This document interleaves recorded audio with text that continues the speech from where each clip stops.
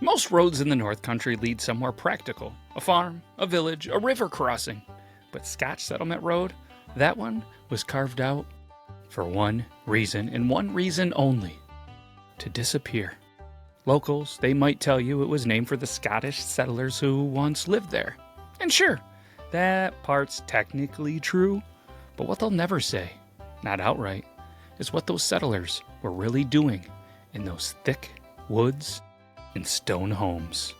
You can feel it when you turn off Route 11, the trees close in, cell service fades, the sun sets a little bit quicker, and if you're not paying attention, you might just miss the old stacked stone chimney at the bend. All that's left of a secret known to only a chosen few. Welcome back, everybody, to another episode of Street Sign Storytime, where we travel around this county, and potentially the state eventually, and we find you road names, and we tell you, definitely the fictional, real story that happened, and why this road got their name. We were out and about, saw the Scotch Settlement Road, and you knew we had to do something about it. So, without further ado, let's jump into the real roots of the Scotch Settlement Road. In the early 1800s, families fleeing political unrest and rising taxes in Scotland made their way to upstate New York. Governor, with its rugged terrain and winding rivers, reminded them of the highlands.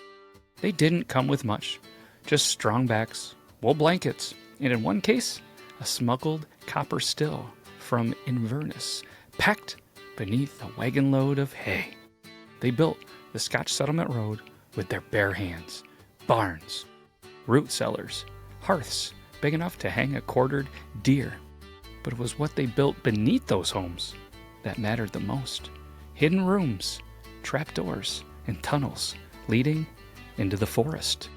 Because their real legacy wasn't just in farming, it was in the liquid gold they distilled under moonlight, a fiery, peaty Scotch whiskey that would make a Highlander weep.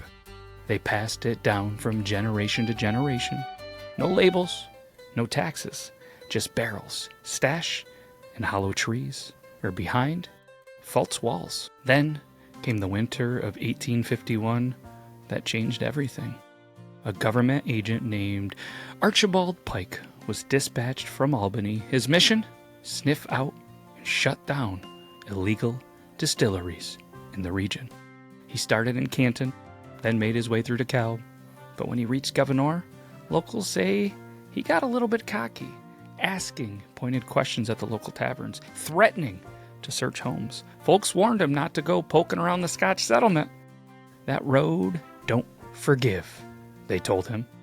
Pike, well, he didn't listen, because on January 17th, 1851, he set off on horseback toward Scotch Settlement Road. 3 days later, his horse returned alone, frostbitten, spooked, saddle empty. They searched for weeks. They found nothing. No body, no hat, just one broken barrel floating near a frozen creek, smelling faintly of smoked apples. And something sharp. Something, well, strong. Some say Pike was buried somewhere under the pines. Others believe he was distilled into a special batch and shared in silence around the hearth that winter. A warning in every sip. Now, Scotch Settlement Road is quiet, peaceful even. You'll see the kids riding bikes, maybe a deer darting across the bend. A few of the homes are original, updated with vinyl siding and satellite dishes, sure. But those deep cellars, they're still there. If you're hungry, swing by Jumbo's Diner right outside of town, grab a hearty breakfast, and overhear conversations that haven't changed much in 40 years. Or if you're feeling brave, head to Nina's and ask if it's a slow night. Ask the bartender about Pike's ghost. Just highly recommend. Don't ask twice.